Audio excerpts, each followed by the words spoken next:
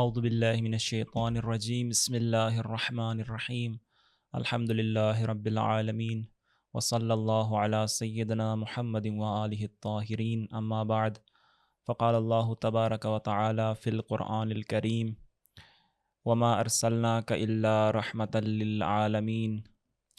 ناظرین اکرام، ایک بار پھر ایک نئے موضوع کے ساتھ آپ کی خدمت میں حاضر ہوئے ہیں۔ جیسا کہ آپ بخوبی آگاہ ہیں، ربیع الاول کا بابرکت مہینہ گزر رہا ہے، اور اس مہینے میں جیسا کہ آپ جانتے ہیں، میں اور آپ کے آخری نبی ختمی مرتبت حضرت محمد مصطفیٰ صلی اللہ علیہ وآلہ وسلم کی ولادت باسعادت کا دن بھی ہے۔ اگرچہ تاریخی اختلاف کے ساتھ، جیسا کہ اہل سنت 12 ربیع الاول کو یوم ولادت مناتے ہیں، اور اہل تشیع 17 ربیع الاول کو۔ دن ہمارے لیے مہم نہیں ہے، بلکہ جو ہستی اس دنیا میں آ رہی ہے وہ ہستی اور ان کے تعلیمات ہمارے لیے مہم ہے، اور ان ہستی کی اہمیت اور ان ہستی کی تعلیمات کی اہمیت کو دیکھتے ہوئے امام راحل امام خمینی رحمۃ اللہ علیہ نے اس ہفتے کو ہفتہ وحدت قرار دیا ہے، اور اسی موضوع پر گفتگو کرنے کے لیے آج ہمارے ساتھ موجود ہیں ام المقدسہ سے حجت الاسلام المسلمین آقا محمد یزدان حیدر۔ السلام علیکم آقا، خیریت سے ہیں انشاءاللہ؟ سب سے پہلے آپ کو بھی ہفتہ وحدت کی مناسبت سے مبارکباد پیش کرتے ہیں، اور امید کرتے ہیں کہ اس ہفتے میں ہم سب کو اتحاد و وحدت کی خداوند متعال توفیق عطا فرمائے۔ آقا صاحب، میں پہلا سوال ہی یہی کروں گا کہ کیونکہ زیادہ تر سننے میں آتا ہے وحدت وحدت کا یہ لفظ، تو وحدت سے کیا مراد ہے؟ وحدت اسلامی سے کیا مراد ہے؟ آپ ذرا سامعین کے لیے اس کی ذرا وضاحت کیجیے گا۔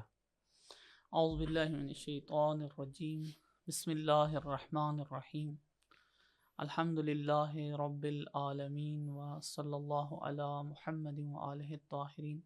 سب سے پہلے تو ہم ایام ولادت باسعادت حضرت رسول اکرم اسلام صلی اللہ علیہ وآلہ وسلم کی مناسبت سے، جو کہ ربیع الاول کے ایام ہیں و ایام ولادت رسول اکرم ہیں، تبریک و تہنیت عرض کرتے ہیں۔ واقعاً یہ ایام بہت ہی پربرکت ایام ہیں، اور جیسا کہ 12 ربیع الاول سے لے کر 17 ربیع الاول تک اس کو امام راحل نے انقلاب اسلامی کی برکت سے ایک ہفتہ وحدت کے عنوان سے منانے کا فرمایا ہے۔ اس کی وجہ یہ ہے کہ آج عالم اسلام جن مشکلات سے دوچار ہے، وہ عالم اسلام کے اندر وحدت اسلامی کا نہ ہونا ہے۔ ابھی ہمارا موضوع جو سوال آپ نے کیا، ہم سوال ہی کی جانب آتے ہیں اس جواب کی طرف کہ وحدت اسلامی ہے کیا؟ در حقیقت وحدت اسلامی جب ہم کہتے ہیں تو ہماری مراد یہ ہوتی ہے کہ تمام مسلمین، یعنی جب وہ توحید کے قائل ہیں، رسالت رسول اللہ صلی اللہ علیہ وآلہ وسلم پر ایمان رکھتے ہیں، یہ تمام مسلمین جو دائرہ توحید میں آتے ہیں و دائرہ ایمان بے رسالت میں آتے ہیں، جس علاقے سے ہوں، ظاہری طور پہ وہ اپنے آپ کو جس فرقے سے، جس گروہ سے منسوب کرتے ہوں، جغرافیائی لحاظ سے وہ کسی بھی علاقے سے ہوں، فرق نہیں پڑتا وہ کس ملک سے ہیں، کس قوم سے ہیں، کس نیات سے ہیں، کس نسل سے ہیں، یہ تمام مسلمین، ان سب کا ایک ہو جانا، کس میں ایک ہو جانا، وحدت اسلامی ان سب کا ایک ہونا، کس میں ایک ہونا، یعنی ان سب کا ان مشترکات میں جو ان تمام گروہوں یا آپ کہیں ان تمام فرق اسلامی کے درمیان ہیں، ان پر ایک ہو جانا، ان مشترکات کو اپنا لینا۔ یہ مشترکات بہت وسیع ہیں۔ یہ مشترکات کیا ہیں؟ یعنی ہدف میں ایک ہو جانا۔ جب یہ موحد ہیں، جب یہ رسول اللہ کی رسالت پر ایمان رکھتے ہیں، جب ان سب کا دین اسلام ہے، تو سب کا ہدف ایک ہے، سب کا مقصد ایک ہے، سب کا دشمن ایک ہے۔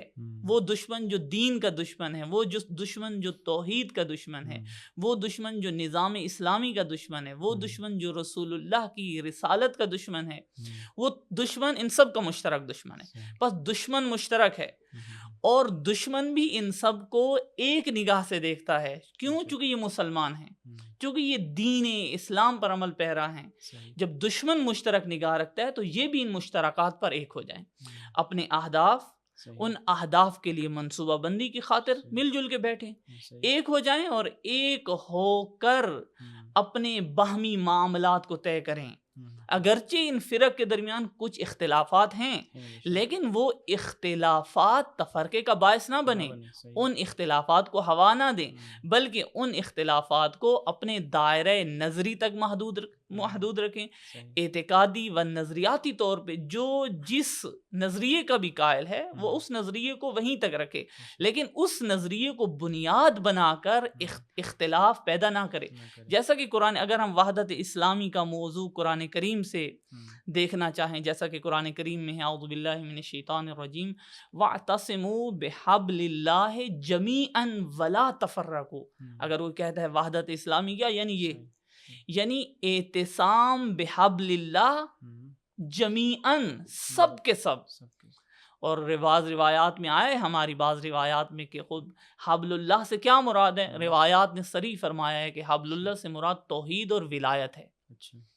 یعنی وَاعْتَصِمُوا بِحَبْلِ اللَّهِ جَمِيعًا وَلَا تَفَرَّقُوا. دوسرا کیا ہے, ایک تو اعتصام ہے توحید کے ساتھ, اعتصام ہے ولایت کے ساتھ. سب توحید کو قبول کرتے ہیں, ولایت الہی کو سب مانتے ہیں, اگرچہ اپنے ممکن ہے اس کی تفسیر میں فرق ہو, لیکن ولایت الہی وہ اصل ہے. جیسے رسول گرامی صلی اللہ علیہ وآلہ وسلم کی ولایت کو سب مانتے ہیں, خوب ولایت رسول اللہ صلی اللہ علیہ وآلہ وسلم میں آ جائیں, ولایت اللہ میں آ جائیں, اور ایک رہبر کی ولایت میں آ کر تفرقہ نہ پھیلائیں.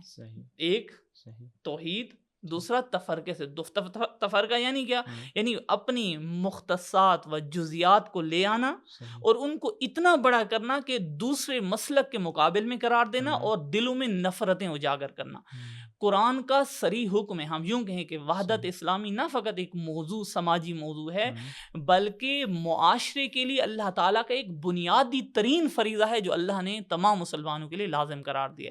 بس ہمارے لیے وحدت اسلامی اس بیان کی روشنی میں روشن ہو جاتا ہے کہ وحدت اسلامی یعنی کیا. صحیح, ماشاءاللہ, بہت زبردست ہے. وحدت اسلامی کو آپ نے ماشاءاللہ بہت خوبصورت انداز میں قرآن سے بھی آپ نے واضح کیا ہمارے ناظرین کے لیے.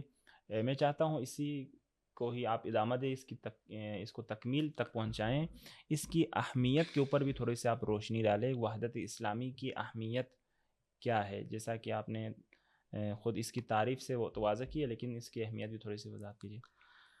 وحدت اسلامی, جیسا کہ پہلے بھی عرض کیا کہ اس وقت عالم اسلام جس بنیادی مشکل سے دوچار ہے, عالم اسلام میں رہنے والے مسلمین مستضعفین جس مشکل سے دوچار ہیں اور جس قدر ان پر ظلم ہو رہا ہے اور جو جنایات برپا ہیں, وہ سارے اسی وجہ سے ہیں کہ آج عالم اسلام کو تفرقے کی آگ میں ڈال دیا گیا ہے.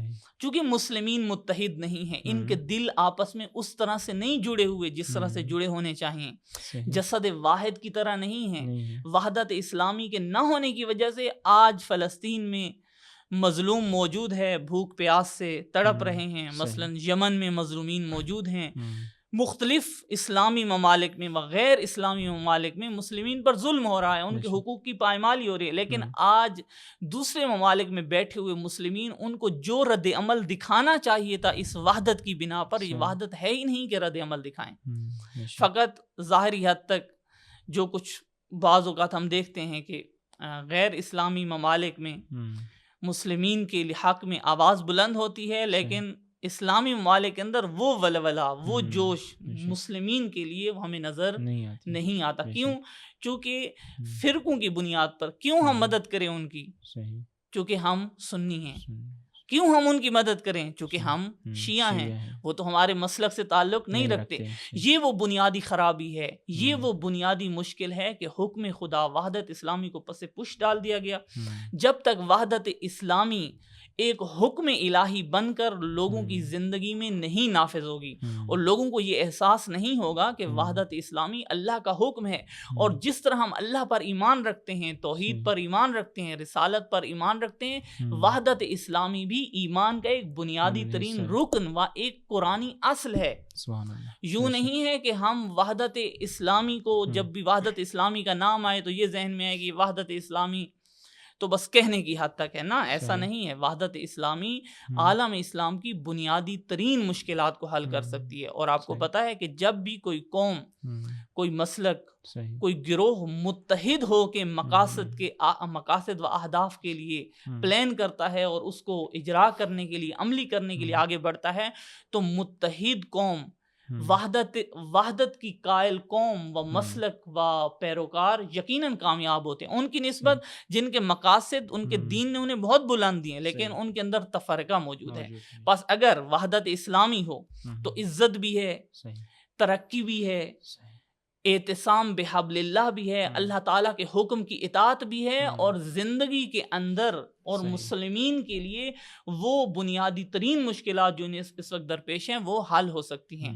اور جیسا کہ آج ہم دیکھتے ہیں کہ واقعاً جہاں جہاں وحدت ہے، واقعاً جہاں جہاں حتیٰ دشمن کے اندر دیکھیں، دشمن بھی اگر وحدت کو اپناتا ہے، جیسا کہ آج ہمیں پورا عالم کفر واحد نظر آتا ہے، اگر یہی وحدت اسلام کے سائے کے اندر مسلمین اپنا لیں تو یہ تمام مصائب، مشکلات، یہ درد ختم ہو جائیں گے عالم اسلام۔ جیسا کہ امیر المومنین کے فرامین میں بھی ہمیں ملتا ہے کہ دشمن باطل پر متحد ہے، اور ہمارے پیروکار جو ہے وہ حق پر ہونے کے باوجود بھی منتشر ہیں۔ بے شک آغا صاحب، ہم یہ سننے میں آتا ہے معمولاً کہ وحدت جو ہے وہ وقت کی ضرورت ہے، جبکہ آپ نے جو بیان فرمایا ہے ابھی وحدت کی تعریف اور اس کی اہمیت سے مجھے لگا کہ وقت کی ضرورت نہیں، بلکہ یہ تو خدا کا حکم ہے، اور قرآن و روایات میں اس کی طرف اشارہ ہے۔ تو کیا یہ بات صحیح ہے کہ وحدت وقت کی ضرورت ہے، یا ہم اس کو وقت کی ضرورت کے طور پر مثلاً جب مسلمانوں پہ مشکلات ہیں تو ہم اتحاد قائم کر لیں، وحدت ایجاد کر لیں، اور جب مسلمان جو ہے وہ مشکلات سے بری ہو جائیں تو پھر جو ہے ہم اپنے وہیں فرقوں کی طرف چلے جائیں، یہ مناسب بات ہے؟ یہ تو قطعی سی بات ہے کہ جب ہم مشکلات میں ہوں تو ہمیں اس بات کا احساس ہونا چاہیے کہ اس وقت مشکلات سے نکلنے کے لیے ہمارے پاس راہ حل وحدت اسلامی ہے۔ لیکن وحدت اسلامی فقط اس حد تک نہیں ہے، بلکہ وحدت دین کی بنیادوں میں داخل ہے۔ دین کا ایک بنیادی ترین حکم، اگر کوئی اس حکم کو ٹھکراتا ہے وہ دین کے دائرے سے نکل جاتا ہے، چونکہ اگر مسلمین کے اس سفر میں جس سے اللہ تعالیٰ نے مسلمین کے لیے قرار دیا ہے کہ وہ ایک راہبر کی اطاعت میں، جیسا کہ ہمیں اگر ہم چلے جائیں رسول اللہ صلی اللہ علیہ وآلہ وسلم کے دور میں، تو اس وقت مسلمانوں کی کامیابی کا راز کیا تھا؟ اگر ہم دیکھیں مسلمانوں کی کامیابی کا راز یہ تھا کہ وہ ایک اسلام کے سائے میں ایک راہبر کی اطاعت میں جم ہوئے، فرق نہیں پڑتا تھا وہ مہاجرین تھے یا انصار، فرق نہیں پڑتا تھا وہ کس قبیلے سے تھے۔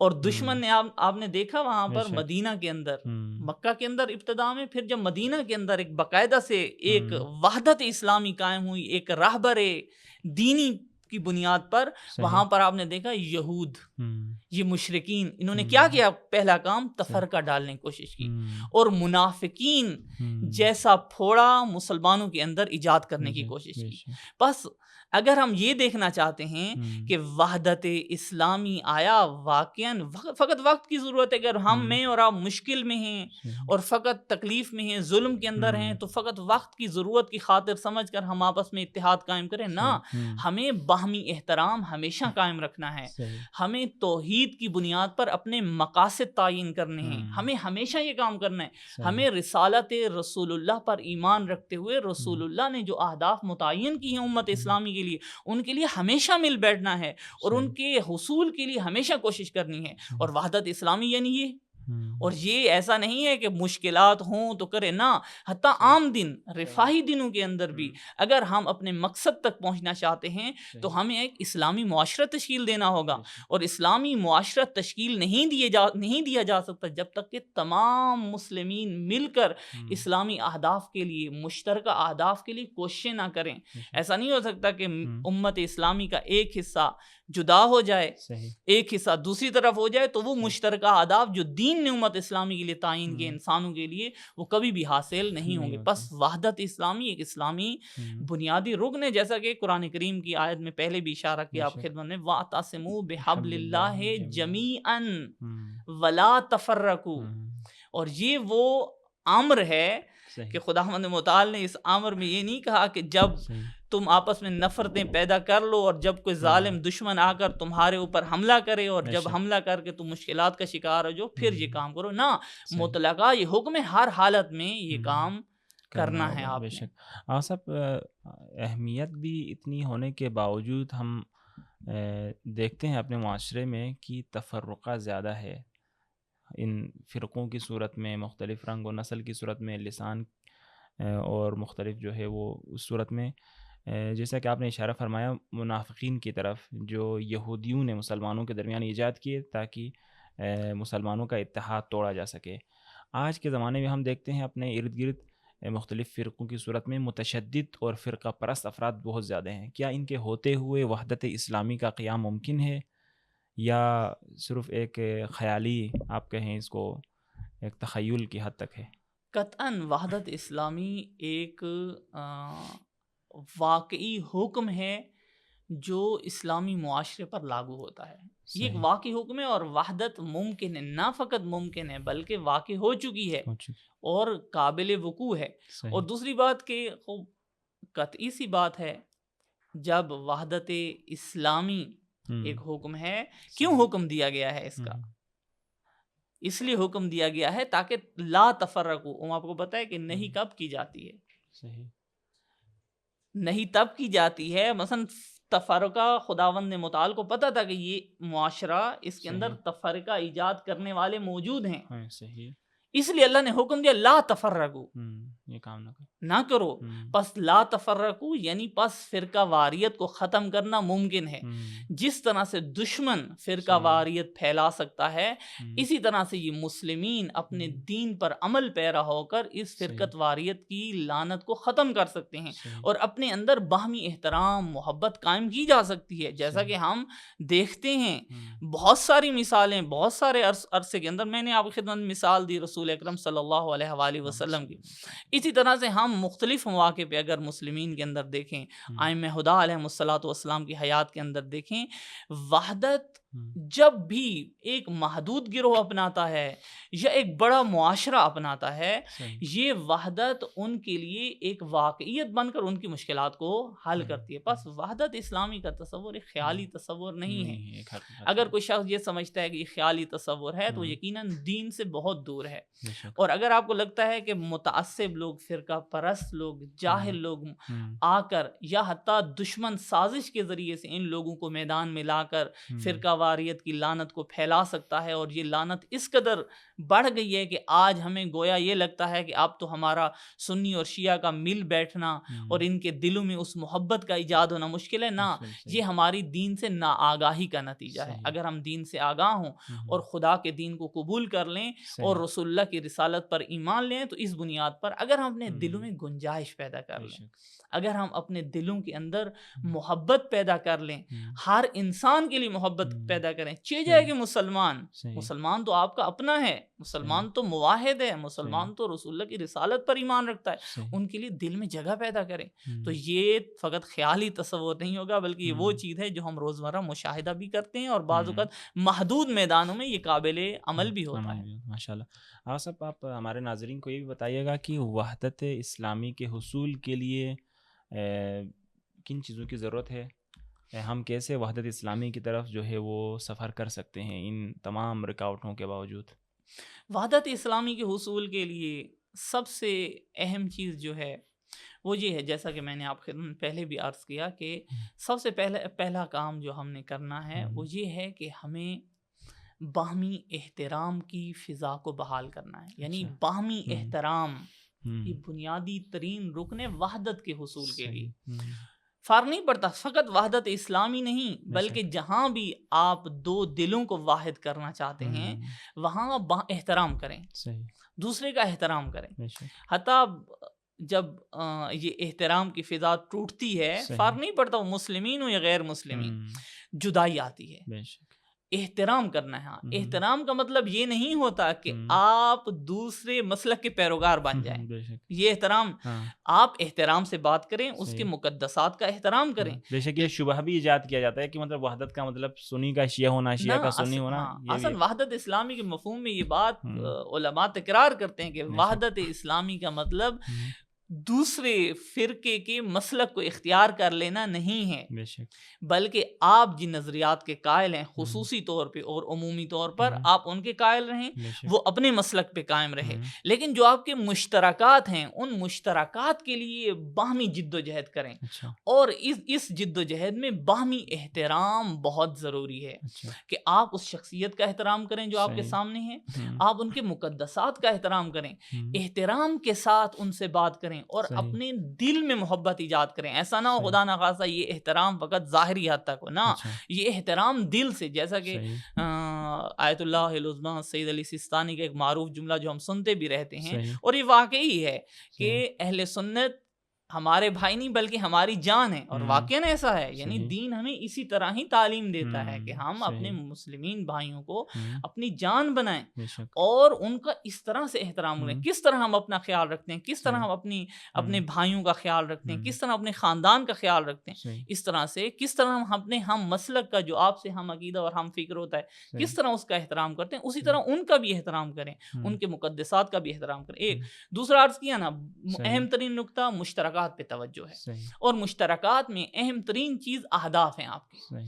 مشترکات میں اہم ترین چیز دشمن ہے آپ کا. ہم، دشمن مشترک ہے، ہم، آپ کے اہداف مشترک ہیں. صحیح. دشمن کا آپ کے مقابل میں اتحاد ہے، اور صحیح. آپ بھی آ کر دشمن کے مقابل میں ان مشترکات کو اجاگر کریں اور لوگوں صحیح. تک، اور ہم، تمام لوگ جو صحیح. آگاہ نہیں ہیں ان مسائل سے ان سے آگاہ کریں. صحیح. خوب. اور اہم چیز صحیح. دشمن کی سازشیں ہم، وحدت اسلامی کے حصول کے لیے اہم چیز یہ، چونکہ اس وقت اور ہمیشہ سے، چاہے رسول اللہ کا دور ہو چاہے آج کا دور ہو، دشمن ہمیشہ جس چیز پہ نگاہ کیے ہوئے وہ یہ ہے کہ ان کے اندر تفرقہ ڈالو، ان کے اندر وحدت ختم کرو.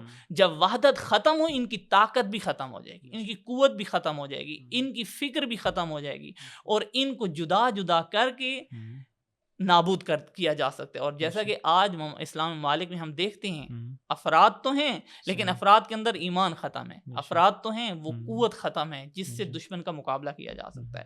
اور بہرحال اگر خلاصتاً ہم عرض کریں کہ صحیح. وحدت اسلامی کے حصول کے لیے کیا کریں، وحدت اسلامی کے حصول کے لیے ہم، ہمیں ایک رہبر کی اطاعت کرتے ہوئے ہم، اپنے مشترکات و اپنے مشترک اہداف کے حصول کے لیے مل جل کر بیٹھنا ہوگا اور باہمی احترام کی فضا کو ہم، بحال کرنا ہوگا. صحیح. اگر یہ بے ہم شک. بحال کر لیتے ہیں تو ہم، وحدت اسلامی کا حصول ممکن ہے، ہوتا بلکہ واقع ہو جاتا ہے. بے شک. آغا صاحب، یہ ہمارے پاس وقت بھی کم ہے تو ہم اختتامی مرحلے کی طرف آتے ہیں. ہم غزہ کی صورتحال کو اگر موجودہ جو حالات ہیں ان کے تناظر میں اگر دیکھیں تو افسوس کے ساتھ جو وحدت ابھی آپ نے بیان فرمایا ہے اور اس کی اہمیت، اس کے متعلق تو اسلامی معاشرے میں ہمیں اس عنوان سے اس طرح کی وحدت ہمیں نظر نہیں آتی. لیکن انشاءاللہ خدا سے امید ہے اگر بالفرض سارے مسلمان اسی الہی اصل پر متحد ہو جاتے ہیں، اسی الہی اصول اور قرآنی اصول وحدت اسلامی پر متحد ہو جاتے ہیں، تو جو غزہ کی جو آج صورتحال ہے 2-2.5 سالوں میں جو اس کو ملبے کا ڈھیر بنایا گیا ہے، اس کے باوجود مسلمانوں کے جو ہے وہ جیسا کہتے ہیں کہ کانوں پہ جون تک نہیں رینگی. تو اگر وحدت اسلامی قائم ہو جاتا ہے تو اس کے کیا اثرات مرتب ہو سکتے ہیں خصوصاً غزہ کے اس معاملے میں؟ دیکھیں، وحدت اسلامی کا موضوع عرض کیا نا پہلے بھی کہ عالم اسلام کی تمام تر مشکلات کا راہ حل ہو سکتا ہے، صحیح. تمام تر. اور خصوصاً آج جس مشکل سے ہم دوچار ہیں، جن حالات میں آج ہم زندگی بسر کر رہے ہیں، اور یہ غزہ کا موضوع، فلسطین کا موضوع، یا یہ اسرائیل و امریکہ جیسی خبیث حکومتیں، یہ فرعونی نظام جو آج مسلمین کے خلاف بلکہ انسانیت کے خلاف جو اقدامات کر رہا ہے، اس کو روکنے کا واحد رائے حل یہ ہے کہ ہم اس وحدت اسلامی کے اصول کو اپنائیں. کیسے اثرات مرتب ہوں گے؟ وہ اس طرح سے کہ دیکھیں، یہ مسلمین اگر آج فلسطین کو اپنا جز سمجھیں، کیونکہ وحدت اسلامی کا یہی مطلب ہے، وحدت اسلامی یعنی آپ مشترکات پہ جم ہو جائیں. صحیح. چونکہ مسلمانوں کی مثال دی گئی جسد واحد کی طرح. اگر واقعی یہ جسد واحد ہیں اور ان کا ہدف واحد ہے، ان کا دشمن ایک ہے، تو یہ کیسے ہو سکتا ہے کہ غزہ پر اسرائیل بمباری کرے، ان کو بھوک سے مارے، اور یہاں کے مسلمین آرام سے بیٹھے رہیں؟ یہ کیسے ہو سکتا ہے؟ اس کا مطلب یہ کہ یہاں وحدت ایجاد نہیں. اگر وحدت ایجاد ہوتی تو کوئی مسلمان گھر میں نہ بیٹھتا. جیسا کہ رسول اللہ کی حدیث بھی ہے کہ مثلا کوئی مسلمان جو ہے اگر آپ کو مدد کے لیے پکارے اور آپ خاموش ہیں تو آپ وہ مسلمان ہی نہیں. یا دوسری روایت میں کہ اگر آپ کسی مسلمان کے بارے میں، اس کی فلاح و بہبود کے بارے میں سوچے بغیر اگر آپ رات گزارتے ہیں تو بھی آپ جو ہے مسلمان. اس قسم کی روایات احسن. اگر واقعاً وحدت اسلامی قائم ہو جائے تو مختلف اثرات مرتب ہو سکتے ہیں. ایک تو یہ ہے کہ یہ وحدت اسلامی انسانوں کے اندر ایک ہونے کا احساس پیدا کرتی ہے. جب ایک ہونے کا احساس ہے تو اگر فلسطینیوں پر ظلم ہو رہا ہوتا ہے تو آپ یہ نہیں سمجھتے کہ وہ تو ایک الگ ملک ہے، ان کا تو ہمیشہ سے مسئلہ ہے، بلکہ آپ سمجھتے ہیں کہ یہ ظلم ان پر نہیں ہو رہا بلکہ یہ ظلم ہمارے اوپر ہو رہا ہے. کیوں؟ چونکہ وحدت قائم ہے. کیا کر سکتے ہیں وحدت اسلامی؟ وحدت اسلامی سیاسی دباؤ کو تمام عالم کفر پر بڑھا سکتی اگر واقعاً یہ مسلمان متحد ہو جائیں اور بیداری اسلامی عوام کے اندر آ جائے، اور عوام اس اسلامی بیداری اور اس وحدت و اخوت کا ثبوت دیتے ہوئے اقدام کریں. اول تو امریکہ و اسرائیل نے جن مہروں کو بٹھایا ہوا ہے، یہ وحدت اسلامی ان کو پھینک سکتی ہے، ان کو نابود کر سکتی ہے. اور اگر یہ دشمن کے بٹھائے ہوئے مہرے جو تفرقے کا اصل سبب ہیں، یعنی آپ دیکھیں ہر ملک کی حکومت نے ہر ممالک کے عوام کو ایک ہونے سے روکا ہوا ہے. اگر یہ آپس میں وحدت قائم کریں اور یہ جغرافیائی سرحدیں مانے نہ بنائیں اور اپنی دشمن کے ساتھ جو ان کے پلان ہیں و منصوبے ہیں ان کو مانے نہ بنائیں، یہ مانے کب نہیں بنیں گے؟ جب واقعاً وحدت اسلامی ایجاد اور یہ احساس اس قدر بلند ہو کہ یہ لوگ اپنی حکومتوں پر سیاسی دباؤ بڑھائیں، اور یہ وحدت اسلامی قائم ہو تو انہیں یہ احساس ہو کہ اگر دشمن ہم سے اقتصادی استفادہ کر رہا ہے تو ہم اقتصادی بائیکاٹ کریں.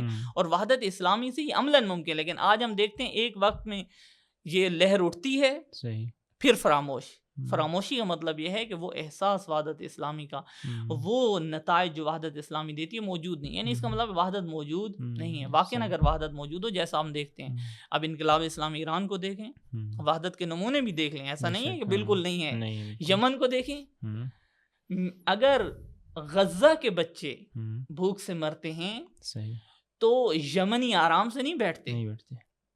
اگر غزہ کو تکلیف ہے تو حزب اللہ آرام سے نہیں بیٹھتی. اگر غزہ کو تکلیف ہے انقلاب اسلامی آرام سے نہیں بیٹھ سکتا. یہ ہے اشد الشعبی آرام، یہ وحدت ہے. اگر وحدت کا صحیح منظر دیکھنے فرق نہیں پڑتا حماس کیا ہے، اہل سنت ہیں. خوب سنی شیعہ ہونا مہم نہیں ہے، بلکہ یہ موحد ہیں. یہ جس راستے پر چل رہے ہیں وہ راستہ دین نے دیا ہے، اور وہی واحد راستہ ہے جس پر ہم سب نے چلنا ہے.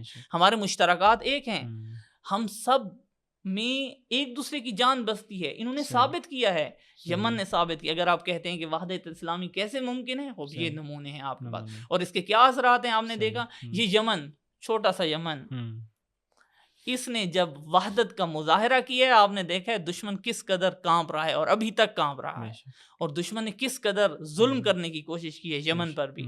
اور حشد الشعبی اسی طرح. حزب اللہ کو دیکھ لیں، حزب اللہ نے جب وحدت کا اظہار کیا ہے تو آپ نے دیکھا کہ ایک طرف سے دشمن غزہ پر حملہ کرتا ہے، دوسری طرف سے حزب اللہ دشمن کے مقابل میں قیام کرتا ہے. یہ ہے وحدت. اگر یہی کام عالم اسلام کے تمام ممالک میں مومنین یہ کام کرنا شروع کر دیں تو صحیح۔ آپ بتائیں کہ آیا دشمن کو یہ جرت ہوگی کہ ہم، فلسطین کے خلاف میلی آنکھ اٹھا کر دیکھیں؟ نہیں نہیں ہوگی. بے لیکن شک۔ آج افسوس کے ساتھ ہمارے دلوں میں مسلمین کے اندر، مسلمین قائدین کے اندر وہ صحیح، درد جو ہونا چاہیے وہ نہیں ہے. نہیں اگر ہے، وہ درد ہوتا تو یقیناً صحیح۔ امت اسلامیہ کو متحد بھی کرتے اور ہم، وحدت اسلامی قائم ہوتی اور آج یہ ظلم و جنایت ہمیں نہ دیکھنا پڑتی. بے شک آصف، تو بہت شکریہ آصف، آپ نے بہت ہی انتہائی اہم مطالب، وحدت اسلامی، اس کی اہمیت اور اس کے تاریخی پہلو اور اس کے موجودہ زمانے میں اس کے اثرات کے متعلق آپ نے گفتگو فرمائی ہے. تو ہم امید کرتے ہیں کہ ناظرین نے اس خوبصورت مفید گفتگو سے استفادہ کیا ہوگا. آج کے لیے ہمارا وقت ختم ہو چکا ہے. انشاءاللہ ہم اسی طرح سے اس پورے ہفتے وحدت میں اسی طرح کے عناوین کے ساتھ آپ کی خدمت میں حاضر ہوتے رہیں گے. اگلے پروگرام تک آپ سے اجازت چاہتے ہیں. اللہ حافظ.